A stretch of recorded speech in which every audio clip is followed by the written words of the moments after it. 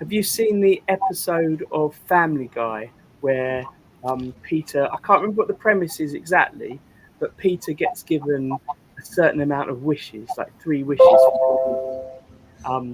So his first wish is that he has a theme tune.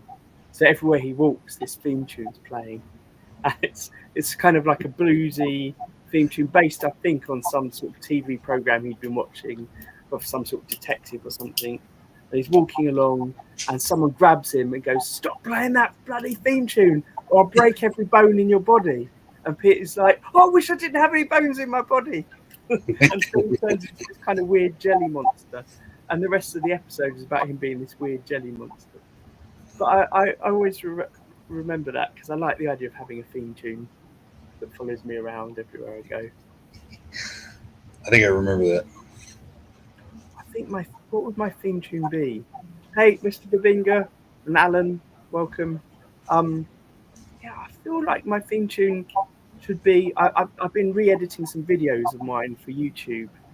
Just taking my longer videos and dividing them up and getting rid of my old, very long introductions and putting some music in behind it. And I've just been on YouTube audio clips. So when you're making a video, it gives you the choice of downloading some free, some music you can put on that's copyright free. And there's a couple of tunes in there that I've just been playing so much in the background all the time. I feel like they're my thing, and they're sort of funk, but they're very inoffensive background music. Yeah. I don't think I can have an in your face tune. That library of stuff, God, it's so widely used that I've caught myself humming to other people's videos. Yeah. I know this one. I put this on episode whatever is stupid. Yeah. Yeah, it's funny when you hear something that is your thing on someone else's thing. Yeah, because one of those I adopted as my intro little tune because it's real short, and when I hear it somewhere else, I'm like, "Hey, that's mine," but it's not. Yeah, I think the old Guitar Builders Collective intro music was from YouTube as well, so that's probably on loads of other things. I remember when I first did my Devil and Sons logo, I found a font I'd never seen before. I don't even know what it's called, Cowboy something. But I thought it was a font I'd never seen before, and I thought this is awesome. So I did the Devil and Sons with it, and as I always do when I do logos, I put it into Photoshop, wrote it with the font, but then edited it quite heavily. So it's still the font at the core, but bits have changed. And then, in about 3 months later, it was everywhere. Everything seemed to have it. All flyers for any metal band or heavy rock band playing in London use that font. Loads of board games I noticed in shops for using that font. Yeah, got a bit annoying. And then people started calling me out on it on YouTube for using that font. You were a trendsetter. Nobody knew it. Yeah, and nobody knew it, and everyone just assumed I'd fuck the trend. Fuck the trend. That's the word. Join the trend. Follow the trend. Yeah. Hey, so look, we were just saying off air, everyone that's watching, that we have got some, when we used to have guests on, and if you want to watch our episodes with guests that are like an hour and a half long, still uploading 2 a week on the channel, so make sure you subscribe. In the description of this video, there's a list, a playlist, which has got all our archive in it, which we'll keep updating. There's 85 episodes in total that will be going up. But when we had the guests on, there was always a focus of what to talk about. And today we don't necessarily have a focus. We're just going to sort of talk about what we've been doing. We have got in the next couple of weeks, a couple of people that have been travelling that are coming back. Like Ray from Tasmania actually wants to come on one day, talk about what he's been doing with his 3D printing guitars. That'd be great. But I was just showing what I'm doing off the screen here. I was just showing Scott before we started.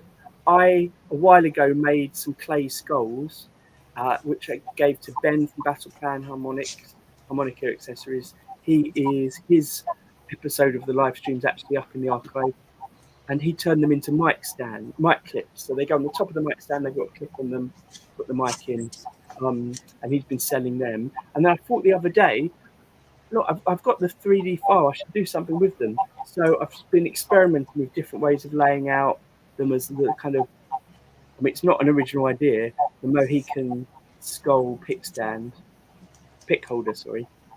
So this is not the final design. This was a prototype. They're slightly angled differently now. And then actually with that original clay model, once he scanned it and made the mic holder from it, I took the original clay model back and edited it, and I made a few versions of it. So there's a steampunk one and one with horns. So I'm currently 3D printing off some of those as well. Just as little things, because I'm going to this guitar show in a couple of weeks. I thought I'd. Coincidentally, Alan has just asked that. I thought I would take some of these along to try and sell them. Alan said, "Am I ready for the Brighton Guitar Show?" The Brighton Guitar Show happened a year ago. It happens every year. A year ago, there was two guitars I was going to take along that didn't quite get finished. And in my normal way, they've been put aside. And now I realise it's a year later, the show's coming up. I better get those bass guitars finished. So I'm trying to finish them off at the moment. So no, I'm not all set. I'm very last minute with 4 basses that I'm hoping to get finished in time, and 1 guitar. And I've got some others that I already have to take along. I was hoping to get some of the Ghostbuster guitars that I'm making with the Kickstarter that I did last year. I've got some money through Kickstarter to make some guitars ready, but I don't think that's going to happen. But I might take one of the bodies along just to show people in case anyone's interested. But the Brighton Guitar Show, if anyone doesn't know, is in its 3rd year now. Yeah, I think that's right. The 3rd year now. It's set up by the guy that runs Pedal Patch. No, I'm going. I've forgotten if it's called Pedal Patch now. This is terrible. I hope he's not watching. I'll double check in a minute. Who noticed that there hasn't been a guitar show on the south coast of England for quite a long time. So he took it upon himself to set it up. And as someone that exhibits at lots of guitar shows, he's got kind of the exhibitor in mind a lot. So he's put together a smaller show. It's got a lot more boutique builders than kind of shops selling their wares, although there are some shops there as well. It feels much more like a chance to see unique and different things. So I'm trying to get some really unique stuff there. But what I'm trying to do really is advertise myself as someone that doesn't make guitars, but customizes guitars, so that people will hopefully look at the paint jobs I've done and thought, that looks cool. I've got a guitar, I want that painted on. That's my current plan, Alan. And my mate Toby was here just now. Toby is helping me make these 1-string guitars, and we've got 5 of them nearly finished for the show. But that's going to be to the wire as well. But thanks for asking, Alan. I think I'm going to be seeing Alan there, which would be great. Seeing someone in real life, I only ever see in chats. Scott, before I talk about what else I've been doing, you said you've been doing some guitar stuff this week. Yeah, I'm trying to finish up this last year's project. God, it's been hard to get motivated on it. But so, as far as I recall, I had put on several layers of wipe on poly, and I thought, right, in my mind, I just remembered all I got left to do is put the hardware on, which, like we were talking about the other week, you come to those final details, and it's rarely as quick and simple as you thought it was going to be. Yeah, so I got the bridge on, and I started fitting other hardware and tuners. I started at the end of the headstock and worked my way in. And when I got to close to the nut, it just wasn't quite tight enough that it could actually catch and thread on. So, but there was just a tiny bit of flare into the volute that was impeding. So I thought I would, mainly as an excuse to put it off another week. I thought when I got time, I'll have to, we'll look at the whole thing and make sure that it's uniform and nice and good, and we'll make sure this is deep enough. And I wound up with a 4-day weekend, and I didn't make it in there until Sunday afternoon. And I worked that down quite a bit, and everything's good. I did notice where I don't have a picture of the thing readily available, but like in the middle of the headstock, it gets pretty thin. I mean, profile wise, looking head on, I don't know how to orient. Looking, yeah. Anyway, because of that, people had to have noticed, like when you're radiusing a fretboard, you've got it's wider down at the bridge end, so naturally at the nut end, you're going to be taking more material off. So I have to try to keep this in mind and just kind of put a gradient into working it. If that makes some sense. Mm. In the same vein, with this weird shaped headstock, it's wider. There's a lot more material up at the nut end than there is, especially in the middle, but also at the end. So as a result, just trying to work the whole thing down lengthwise and hijack the whole damn thing for this one story. It actually got a little bit thinner in at the thinnest point. Dimensions, weird. So anyway, the thickness of the headstock is a little bit of an issue. I got that worked out. I'm pretty sure. I'm happy enough with it. Put some poly on the back of it because, now that I worked on it, I was going to have to refinish. And then I started working on the nut. I got it all cut and everything, but it's still going to take some work. So again, it was a great excuse to walk off and leave it for another week so that my wipe on poly can dry. So anyway, I'm slowly forcing myself to put a little bit of work into it, so hopefully we'll get the thing done in a week or two. Nice. And like I said, I've had plans on the bench for quite some time for the next one. So, well, hopefully finishing that off will be the impetus to start something new.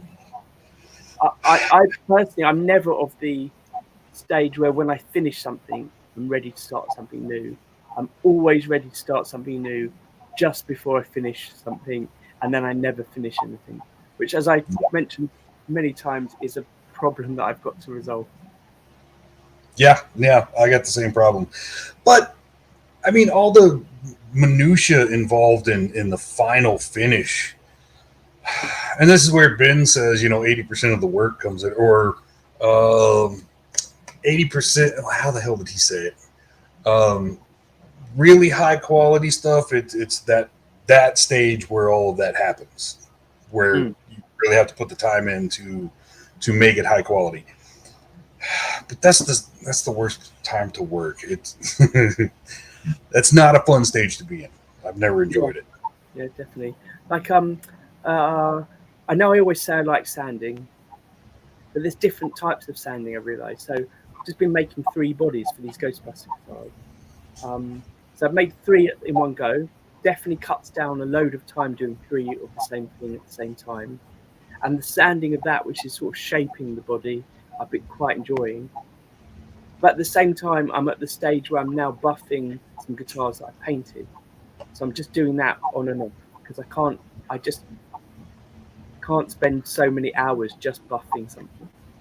And I'm working through so many grades of paper to get down to the shine that I want before I then do the final buff and polish.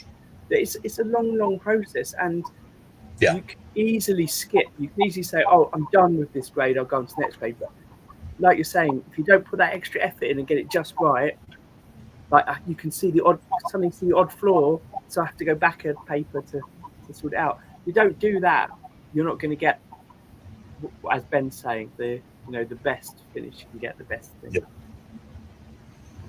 Yeah, and then you're kind of disappointed in yourself because you put so much work into this thing, and at the final push, if you'd have just done this, it would have turned out so much better. Yeah, exactly. Yeah, I'm starting to. So I've been thinking recently, if I was working in a guitar factory, as we have had people on who do that, and they've got the Yeah. same job they're doing, although they may rotate round jobs, but they're essentially one job. What is the job I would want to do? And my job is definitely the spraying and painting, and not the building, and potentially not the assembling. There you go. So I found I've definitely got my particular thing that I enjoy, not that I don't enjoy the rest, but one thing that I enjoy above all, because for me, that's the bit that I find the most creative. Um, I've I've slowly accumulated a growing list of things that on camera I'll say this is not my favorite task. And at some point, it sounds like, is there anything about building that you actually do enjoy? I well, love the wood. yeah, I was out with some friends on the weekend, or a friend and his friend who I met for the first time. Who, by the way, this will only mean anything to the guys in the UK. My favourite anecdote about this guy that I met is his dad was the co-founder of B Jams. There we go. I'll just leave it out there. I won't say any more than that. If anyone knows what I'm talking about, they'll know how cool it was that I met him.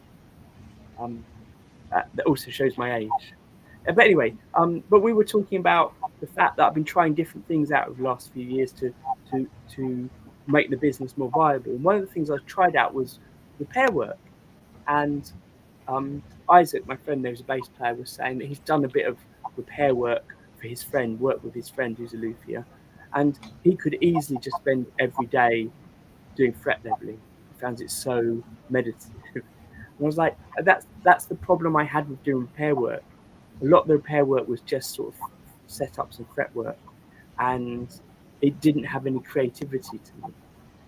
Isaac was saying that as far as he's concerned, if he makes something if he fixes something or changes something that someone can now play better with it, make more music with it, make better music with it, make music easier, then he feels he's done something. But I agree with him to a level. It's just not what drives me. Mm. Hair work wasn't for me, but I didn't know that, so I did it. Oh yeah, I think Mr. Binger's right. The design element, I do like a I, lot of time doing that. I've through the years kind of envied people that had that as a job for some time, just because they would have gotten really good at setups. But I wouldn't want to do it all the time. Mm. I I, wish I could remember which shop it was, but I saw a luthier who works at a guitar store in New York talking about how the business has changed over the years. And now, if anyone comes in that wants something like a like refretting done, or anything a bit more complicated, he sends them to a different shop down the road because he can do something like a basic setup or a quick fret level quite quickly. And the amount of those he can do in a day, he can earn much more money because he can charge an okay amount for those compared to some of the longer jobs, which you can't charge.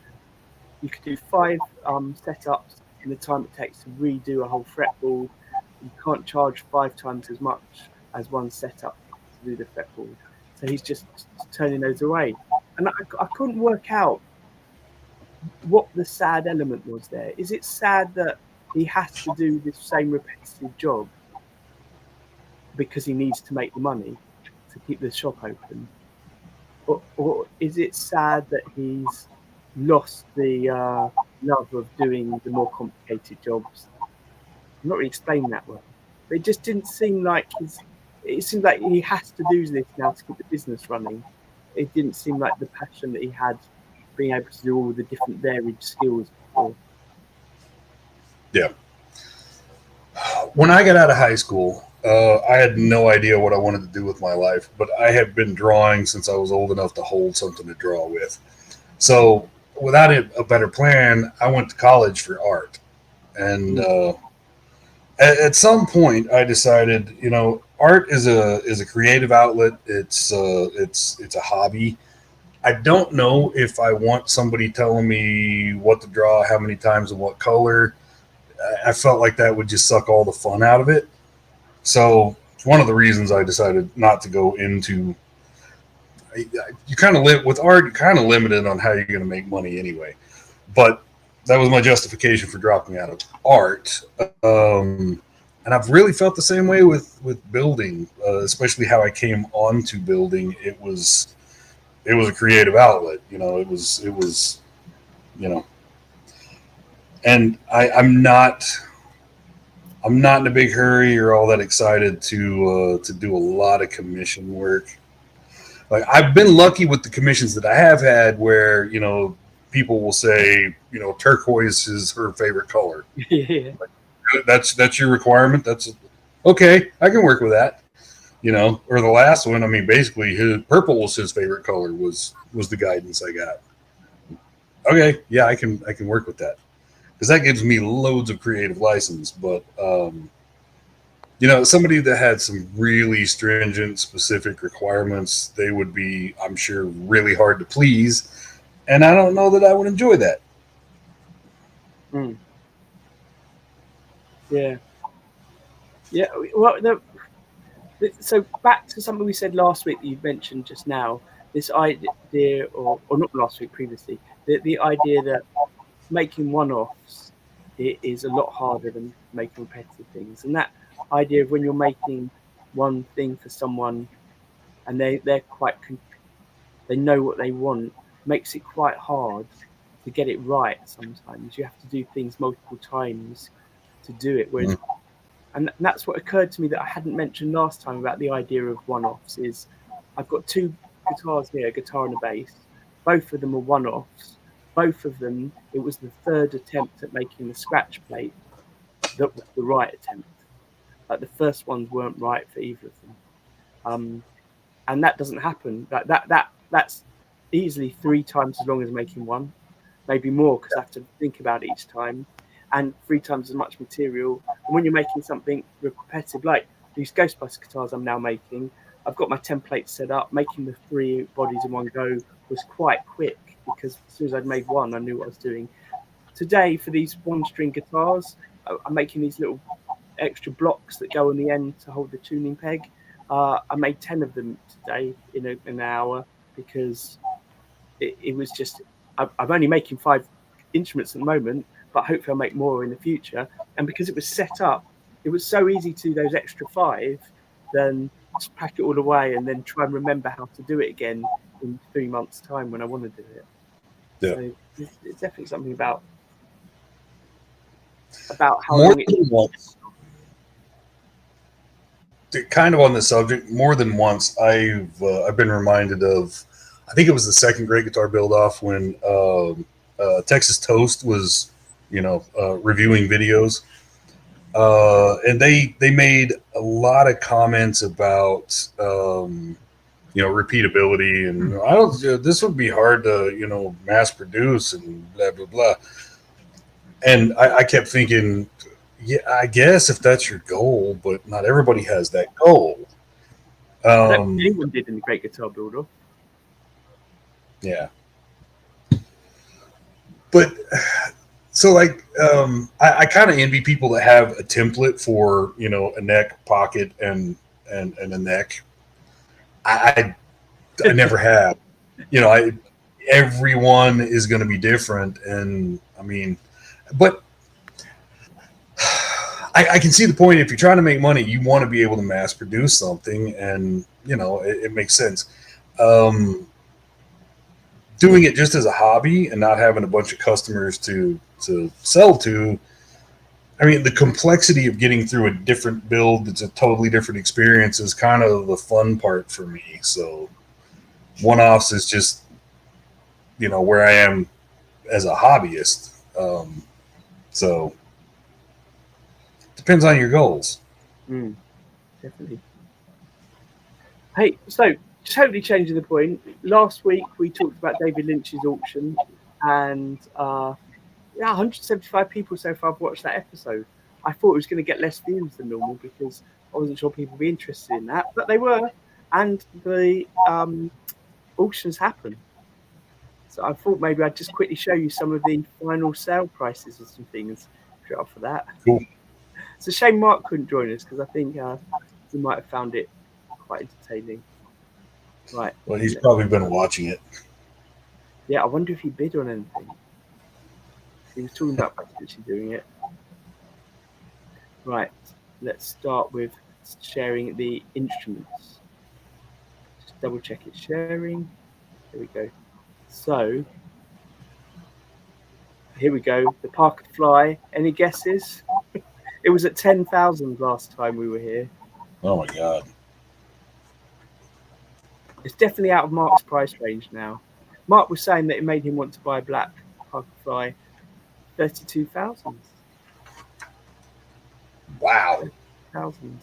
I don't know what the most expensive Parker Fly ever sold was, but could it be that one?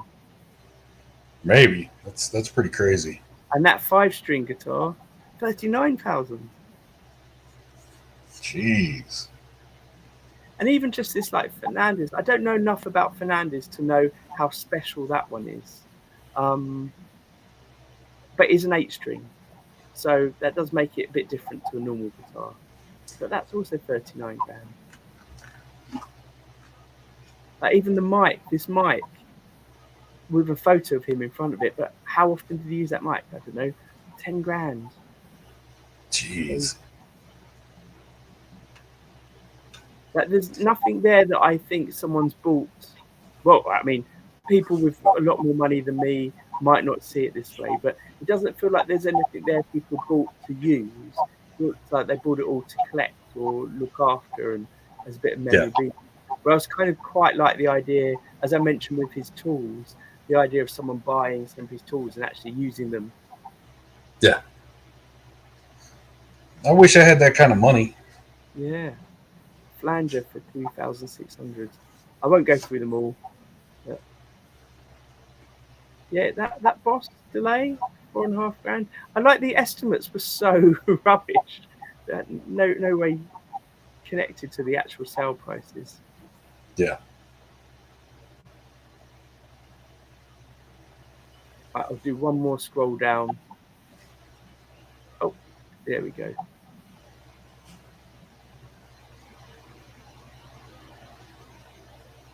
$12,000 trumpet.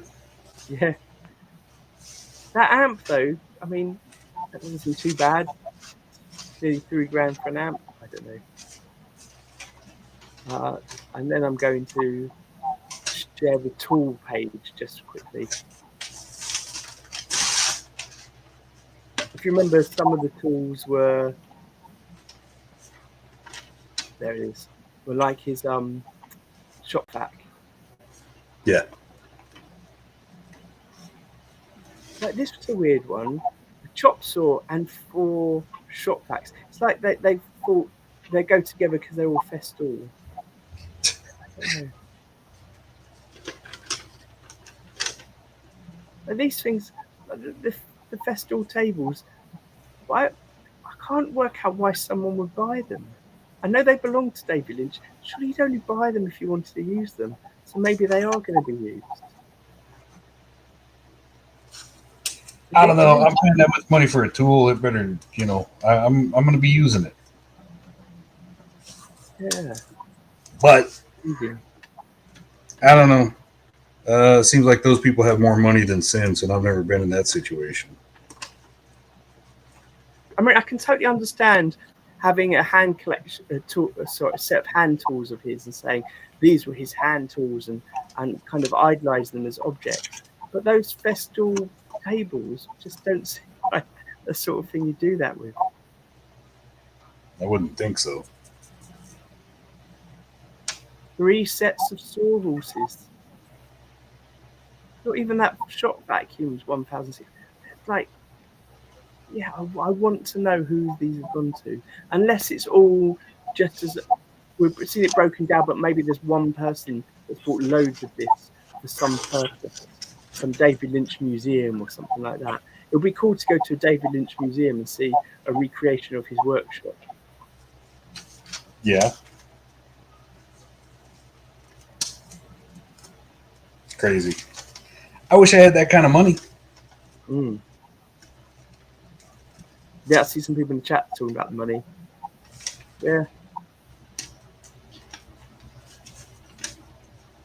I'm still not sure if I had lots of money, if there's any particular guitar that I would particularly want to buy. I feel like I probably want to try and get some weird, old, rare, maybe Japanese guitars, things that are a bit strange, to see how they feel and how they play and how they're wired up and the strange things they can do, as opposed to getting a sort of vintage Les Paul or something like that. I'm more into trying something that's weird, that would be really hard to get hold of. Yeah. Yeah, I've never been super interested in the vintage. I don't know. I think Corey mentioned the idea of getting a guitar from the year you were born. So I had a quick look. Every now and then that springs to my mind. I have a quick look on Etsy and Reverb. Sorry, not Etsy, Reverb. And there's never anything that really appeals to me. I end up looking at amps and things, and they sort of appeal to me more. I like the idea of those because they're not as expensive, but they still have that kind of vintage look to them. There's something about a vintage amp that I often think looks quite cool. Almost some of them almost look sort of like 60s sci-fi. Well, I have a 73 SG. I was born in 72, but I mean, only a few hours away from 73. So it's almost my birth year. Talked about that thing before. My dad, small town guy, was rolling through and he needed gas, and he, was looking for somebody to buy the guitar just so he could get gas money to get out. So he sold Dad this SG, and I don't know what he sold it for, $100 or something. I don't know. I used to, when I played in the band in Kansas, I'd pull it out once in a while just because it was an SG and it was cool, but it wasn't fun to play. It wasn't in good shape. And a few years ago, I dropped it on there was a guy in town that ran his own little music shop, guitar shop anyway, and he was almost exclusively Gibson. And I dropped it on him to, get him to clean it up. It took about 3 months for him to get around to it, but once he did, when I got it back, oh my God. Totally cleaned up, redone, polished up, everything just, cleaned and tuned up. It was a whole new guitar, and it plays awesome now. So it's my story on a birth year guitar. I feel like even if it's out by year, it's also got the family connection of your dad buying it and the kind of stranger that dropped it off in town and not knowing what the story of it was before then. That adds something to it that's quite cool and unique. Yeah. Well, being a Gibson shop, he said his Gibson rep had come in at one point and he showed him this guitar because we're trying to figure out the manufacturing date, based on the serial number and everything. And it's a little bit different than the published documentation that I've seen on how to identify serial numbers. But looking at different pieces of hardware and things with the Gibson rep, they decided it was probably about 73. But when I picked it up, he told me he knew he had 2 or 3 different people that would give me $6,000 for it on the spot if I'd sell it. But I could probably get 8 to 10 for it, and I was like, "Oh, that's cool. No way in hell." Yeah. Never happened. Yeah. It's nice to know you own something like that, I think. Yeah. So yeah, the story and the connection to Dad, that's all real cool, but everything about it's just pretty cool.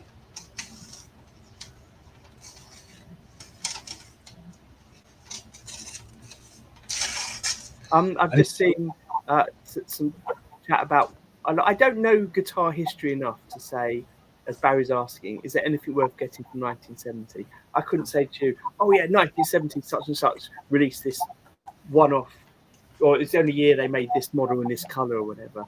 But I am fascinated looking at Reverb at my birth year, just seeing what comes up, because most of it's pretty boring. I feel like, was it just a boring year for guitars? Yeah. I haven't looked at mine actually. I hadn't thought to actually look and see. I've got it saved. Every now and then I go into Reverb and it's just click the heart button or whatever it is on Reverb and have a look at it. Be an interesting experiment.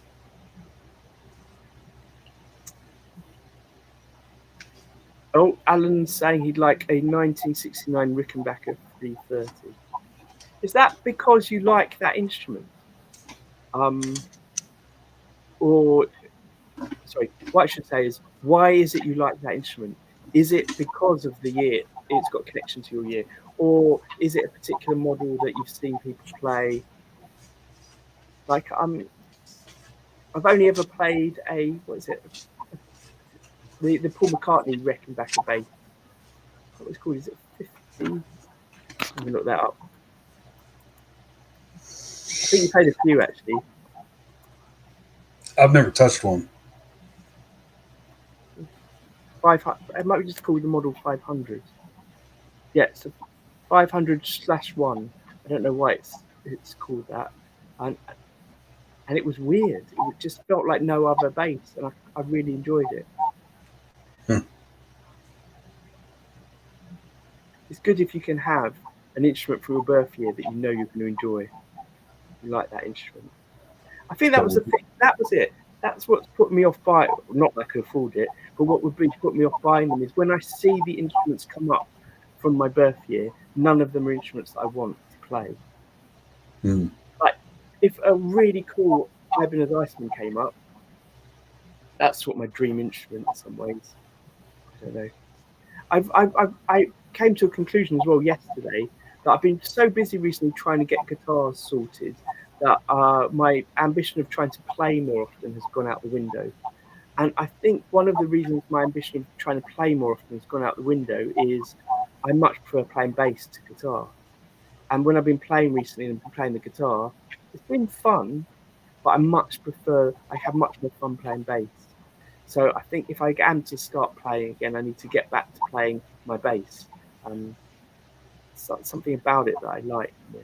There's something I always liked when I'm jamming with other people of like playing real rhythm, real grooves. I think if I play guitar as well, I prefer playing kind of rhythm there as well. Not having any experience with bass whatsoever. Recently, I for some reason I just decided to try it out because I have one. I actually have a couple. It's not easy to get used to. It's a totally different animal. Trying to, you know, I'm not even a finger picker for six string, but for those big fat battleship chains for strings, it's different. Yeah. I have a newfound respect for bassists, but I don't know if I'll ever get proficient. I tell you what, I do wish I could play. I went to a gig on the weekend. The Black Spiders. Black Spiders, probably one of my favourite bands to see live. I like their stuff as well on record, but they're just crazy live. And I saw them at a festival 15 years ago. I was at a massive metal festival, and I went to one stage. All my friends were off to see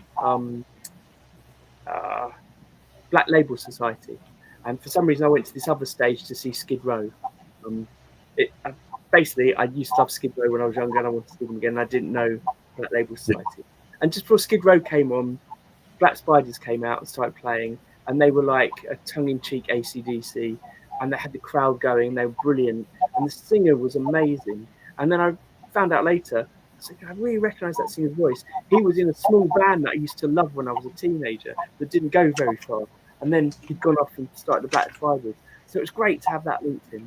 And they did a farewell tour in 2017. They're not that massive, but reasonably sized venues when they were doing their farewell tour, and they split up. And then during lockdown, two of them, I think, or three of them, started writing music together again. And they've now released an album, 2 albums since lockdown, and they're on their first tour at the moment. And I went to the gig, and there were maybe 50 people there, maybe less. It was a bit sad in some ways how different it was to last time I saw them, but they were still brilliant live. and they've got a new drummer, and this drummer was absolutely incredible. And the drummer of the band before was pretty good too. And both of them looked like they were having so much fun when they were playing. Yeah. It made me realise that I wish I could play drums. I don't know about you, Scott, but when I used to play in bands, I'd often go and everybody used to go and sit behind the drums during a break. I just could not get the coordination together at all. I never even tried. I never even tried. And I don't know why. I have no idea why. I just never had interest. Because Which might be a shame. I tell you what I liked about when like I played in a band with a great drummer once, and what I liked about the great drummer was he was like you didn't have to play in key, you're just playing along when you're playing. But he was so aware of all the other instruments that he was really fitting in with everything. And he put little fills in or changed the rhythm slightly to make sure all the instruments had their own space, or would emphasize the instruments, or it'd fill the gaps up in the songs. And that's what the drummers were doing a lot of as well. They weren't just keeping it, they were keeping it driving, but then there were other bits which made the drums like a proper feature without going over the top and showing off. Yeah. And I've had this conversation. I've had this conversation before. I think one of the key things to great musicians is they know how to fit into the composition of what's happening. You know, whether you're something like percussion that's considered more background, or guitar, which is usually more in the forefront. Being able to fit in with what's happening is kind of a skill of its own, I think. I mean, I think that's why I like bass. I mean, I'm in no way a great bass player, but I like the fact that you can fit in. I feel like I fit in with everything, and sometimes wouldn't necessarily know I'm there. But if I stopped playing, you'd notice that I wasn't playing. But it does something that helps the song fit together, and it definitely gave me as I didn't start playing bass till I was I was 19 or 20. And then I started playing bass properly in bands in my mid-20s. And then I'd go back and listen to all the stuff that I obsessively listened to when I was 16 onwards. And suddenly all those songs were different because now I could hear the bass lines which I hadn't really spotted before. I imagine that's probably the case if I played drums. I'd start noticing even more things about the drums that I hadn't noticed before. Yeah. Well, yeah, I've noticed that too, because since I did try playing with bass a little bit, even just a little bit, I've started noticing the bass a lot more in all the things I listen to. But yeah, which I mean is kind of a natural thing. But so listen, anyone that's watching, we're just randomly chatting. If you feel like you'd like to randomly chat with us at some point in the future, let me know. There's people in the chat now. Fantastic. But if any of you in the chat are around at any point and want to join in live, just let us know. Even on the day, send a message. That'd be brilliant. We can just all randomly chat together. I'm absolutely. We're not doing this weekly live stream to make money. We're doing it as a chance to be part of a community and have a chat. And if anyone likes listening, that's great. If anyone likes interacting, that's even better. If anyone if you're enjoying it, you know anyone else that might like it, spread the word, more the merrier. I am particularly excited by the fact that Alan, who's in the chat, as we mentioned earlier, we're going to meet him in real life soon. It's quite good to have that face put to things. In fact, Brighton Guitar Show, two Brighton Guitar shows I've been to. Both times I've met people that I've spoken to in chats before online and never seen in person, so that was really cool. Eddie's just said, anyone made or played a stereo guitar, and why? I'm not even sure what that is. No, but I have definitely seen. I'm trying to think if it's a stereo output on the guitar. Have you seen those submarine pickups where they just isolate the bass notes? Like they will just pick up the bass strings. So it might just be 3 pole pieces. And then you can flip to that pickup and you just have the sort of, the way it's wound, the idea is you'll have a more bassy sound to it. I'm not sure if they also offer one where it splits the signal out, but I've definitely seen multiple bands live which have only had one guitarist who has split his signal. But I think the signal has been split not from a stereo output guitar, but down the chain at some point. It's split into different amps, with the amps having different sounds on them. And often one of them is like a bass amp, one of them's a guitar amp. And if it's done really well, it sounds amazing. Hmm. And in fact, that's what I've got with my bass pedal board that I don't use anymore. I spent ages at the end of last year setting up so it had a stereo output to go to my 2 different speakers here, 2 different amps here. The idea being that the signal will be quite different going to each, so it would be more like 2 instruments playing the same thing. I don't know if that's what Eddie meant.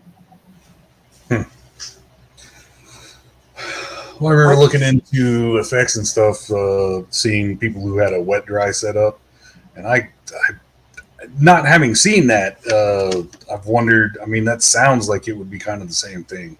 I mean, end result, sound like two different instruments. Yeah, it's the same sort of thing, but instead of wet dry, it's 2 different wet signals, I guess, essentially. Yeah. So, like for example, the Gravel Tones were a band that were very blues rock. They had an incredible drummer and an incredible blues singer. His voice was amazing, and he played guitar, and he definitely had an octave pedal that sent the signal to a particular amp, and you could hear it when you were live. You could hear they were coming from different places on the stage. There are a few effects, and that's one of them. I think you probably would want to. I think it would probably sound better if it was split where you had a natural tone along with that, because some of those are pretty wacky. Bit crushers, octaves, all of that stuff. Have a split tone would probably be a good thing. Yeah, I mean, lots of bass pedals have a dry mix in it to get the dry bass mixed into the tone. And I never really understood why guitar pedals don't have that as much. I do understand you don't need it, but it adds a bit more versatility. I had a Boss, what was it called? LS6. I think I've sold it. I was looking there for it, but I think I've sold it now, which was a line splitter. It allowed me to mix my dry signal with my bass with any of my pedals. And I always loved doing that. Definitely, there was an element of having the dry through that when I was live anyway made a difference. I mean, that was the thing. When I used to play live, all my effects didn't really work. They just passed in the mix. Yeah. That's my lack of being able to set them up properly, probably. That's got to be a whole nother subject, a whole nother realm of expertise. And I've thought some about that watching some things recently of how they run sound at a concert, and I don't know how in a live setting, how much do you really want to manage a pedal board? Yeah, well, that's the thing I noticed at this gig that I just went to. Black Spiders and their support band, almost everyone that had pedals had Boss pedals or cheap pedals, or had no more than 4 pedals. Yeah. And for that sort of music, that's all you needed. Like the guitarists all had a wah, and that seemed to be all they were pressing at any point. Yeah. Everything else was just dialed in. A wah, a boost, maybe distortion and clean. But again, I'm not a live musician. I'm not someone that plays like that, so I don't know. I love all the effects I'm playing on my own, but I just find them can be creative. Really. Yeah. I don't know. Yeah, I back to Eddie's question. I'm pretty certain if you've got two outputs, it would be on a bass. Just based on my limited experience of playing live, very often your DI signal sent to the mixing desk. Maybe that's what it is for, just to split the signal, one to amp and one dry to the mixing desk. Sounds reasonable. I have no idea. Well, this is what we need specialists on for. So, homework. Anyone watching that knows the answer to this can put it in the chat, or maybe message someone, get them to put it in the chat who might know. There you Maybe go. they want to come on and tell us all about it. It would be interesting. Right. We chatted longer than I thought we would based on the fact that we hadn't planned anything. It's quite good. Thank you, anyone that's enjoyed our ramblings. If you've enjoyed our ramblings, let us know with a like, a thank you, a subscribe, a share, or whatever. Yeah, I've noticed that these chats have about 175 people watch every week, but we don't have 175 subscribers to this channel. But yeah, hopefully, Eddie, if you can be back on again sometime soon, that'd be fantastic. Right, until next Monday, have a lovely week, everyone. Yeah. See you, Scott. Bye.